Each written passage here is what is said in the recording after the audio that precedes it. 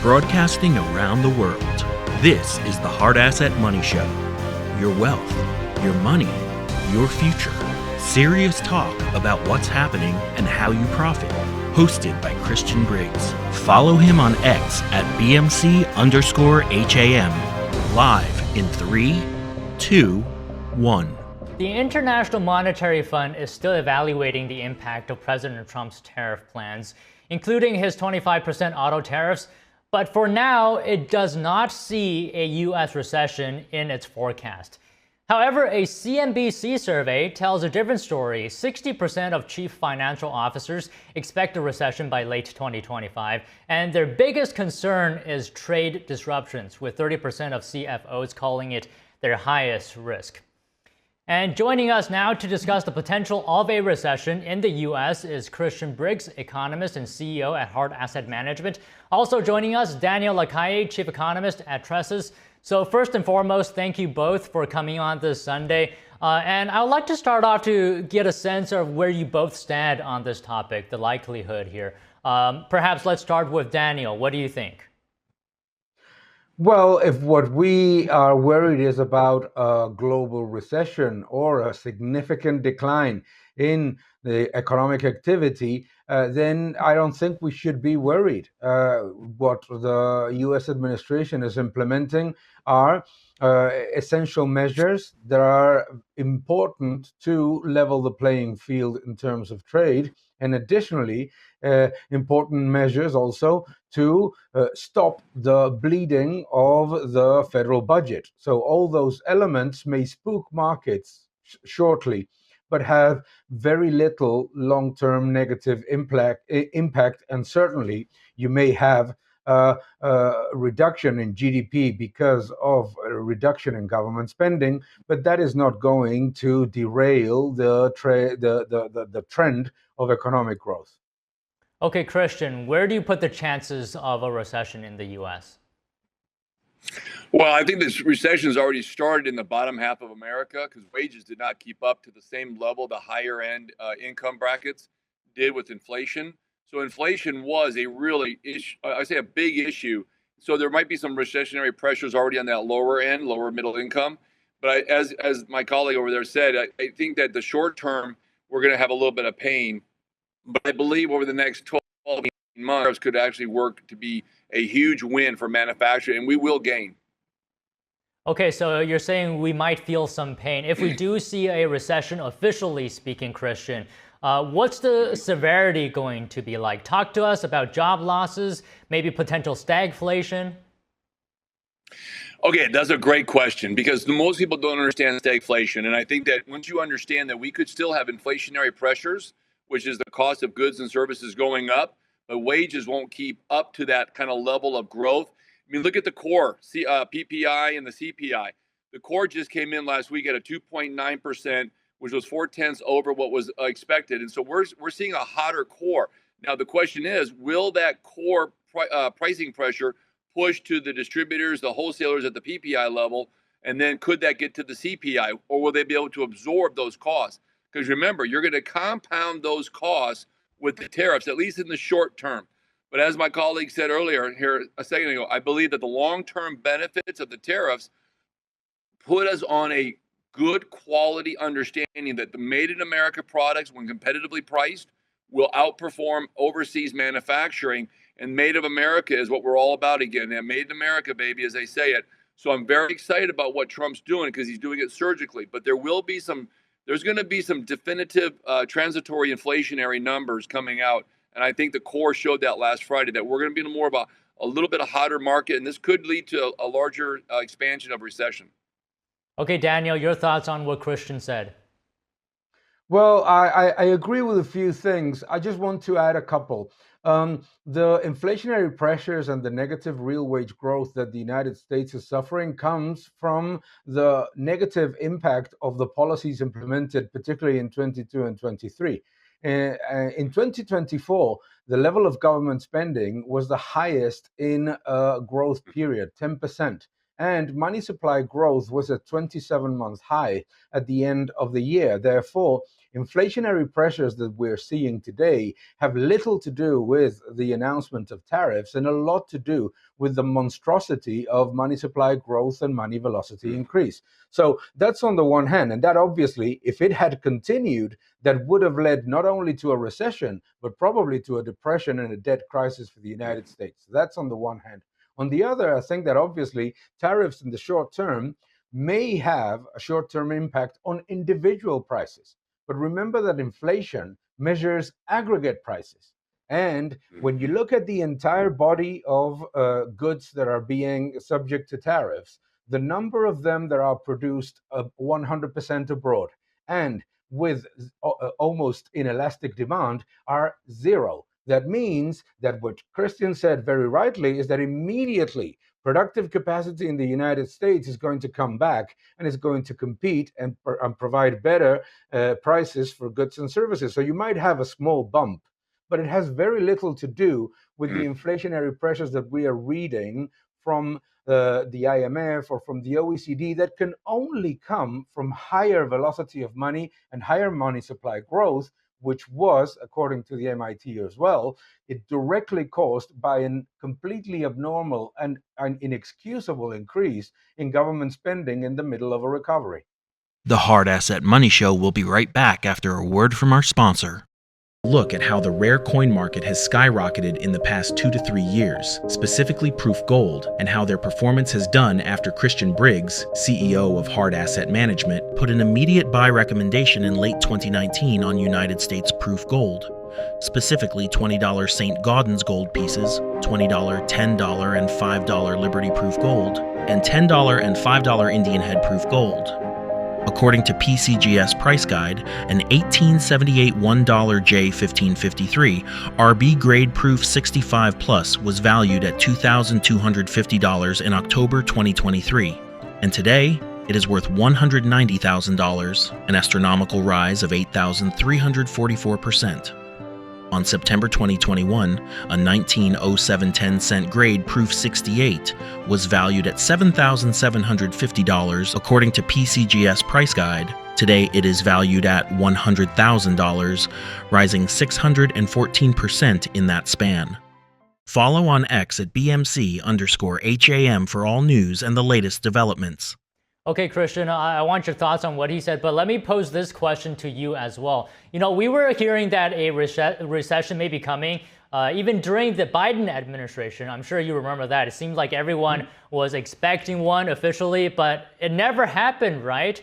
So now there's also talk of a recession because of what Trump is doing. So I want to ask you, it didn't come last time, officially speaking. What's different this time? Well, again, good questions. And as my colleague just said, he's absolutely right. Their government spending was so out of control during the administration. It was like a non-recourse. We'll just spend as much as we want, and there's no recourse to having to pay it back. At least that was the mentality. When you start to look at how much money was put into, like through the M2 money, I can tell you this, that if you look at statistics, the recession, remember Biden administration, there was a contraction in that first year and a half. So there was a little bit of contraction. Some of that was purge, I call it, of getting rid of some of the spending. Then they went more spending in other areas like climate change. So there was a little bit of, I would say, data that was skewed. The short-term value of tariffs is to create a level playing field so the U.S. manufacturing industry can be competitive. I'll give you an example. If I was going to make a T-shirt in China for $20 and it now is $20 here at the same price, you can get to that same made in America. That is going to be a big deal. Plus quality control. You're not 8,000 miles away from the manufacturer. You can go to the place where it's being made, and you'll be able to see the quality, the deliverables, the timetables. This is really good. And I'll give you a stick that kind of proves the point. When Trump did those initial tariffs in AIM, the markets, I would say, for lack of a better word, freaked out. They did. They were not ready for some of that hardcore understanding of what the level playing field has to be. But at the end of the day, Trump did bring back 462,000 high-paying manufacturing jobs that were not present before he took that first term. So they do work, but they got to be surgically done. And I agree, it's not across the board. This is going to be on specific items that create a competitive landscape. that we're going to be able to Made in America is coming back, and it's coming back strong. Okay, Daniel, I want to bring in another angle here, and that is sentiment, right? A measure of consumer confidence recently actually fell 7 points from February to March, and its fourth straight decline, and reaching its lowest level since January 2021.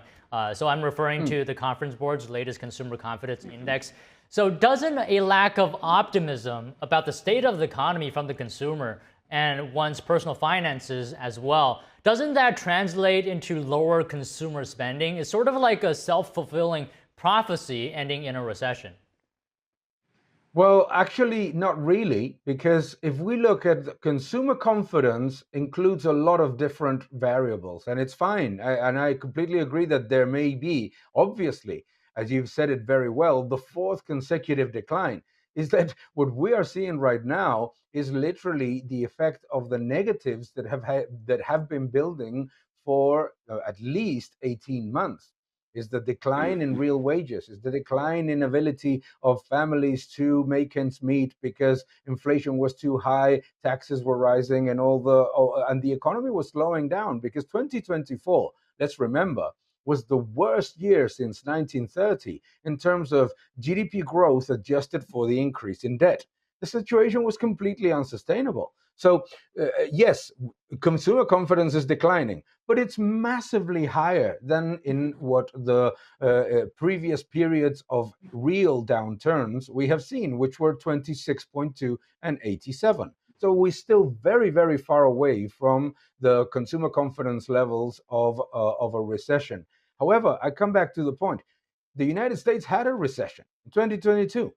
And because the narrative was to tell everybody that there was no recession, they changed it's almost farcical. They changed the definition of a recession to a completely different thing, so that it would fit the narrative that there could be no recession in 2022, and there was 2 quarters of GDP decline. So the point that I'm trying to make is, yes, the point that Christian was just making is essential. The new administration needs to make surgical measures and make them very, very quick, because they know that everything that will happen in the next 4 years, if you don't do it in the first 100 days, you will not do it.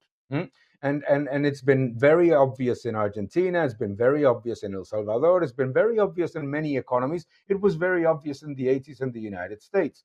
So the point is, can there be a decline in consumer confidence? Absolutely. But look at other leading indicators. The Chicago Fed National Activity Index is in expansion. Composite PMI is in expansion. Job creation, we're going to have job figures this week. We're going to likely see another good figure of job creation. All those elements are showing that the real economy, the productive economy, is actually adjusting much better, and that once tax cuts, government spending reductions, and the reduction in prices as well, because we need to see a reduction in prices. We already have egg prices not falling, plummeting. And remember that they said that egg prices could not fall because it was due to climate change, and I don't know what else, all these things that we hear all the time. The reality is that once you cut government spending, and with it money supply growth, and with it money velocity, inflation is going to be reduced and consumer confidence is going to come back. Okay, Christian, we just have about 30 seconds, so you get the final thoughts here. Talk to us about what Daniel just said just now, but also mention the fact that the Federal Reserve is potentially cutting rates now. Well, okay, let's talk about that really quick. The bottom 25% of America is in a recession. They did not to keep the wage level that incorporates all the view of really what the top is having. Now the top 1% are doing great. And that little portion of is not enough to sustain the economy, but we will have some slowdown. But it is bad. But I'll say this.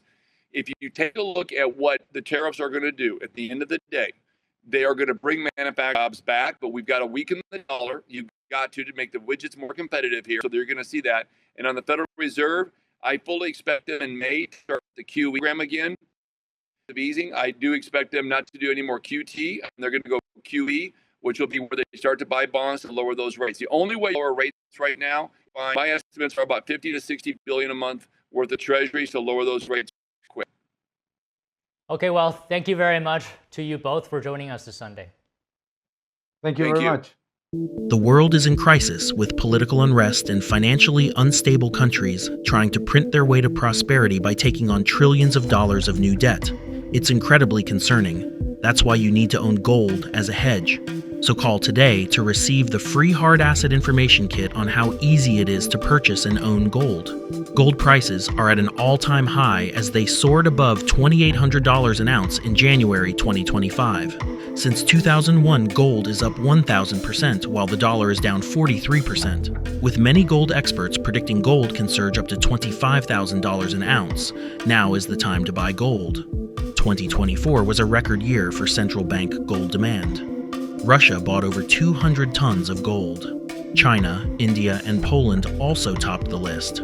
Hard Asset Management is a trusted leader in precious metals and rare coins for nearly 40 years. We have the guaranteed lowest prices, fast and easy ordering, expedited shipping, with award-winning customer service available 8 a.m. to 8 p.m. CST, Monday through Friday.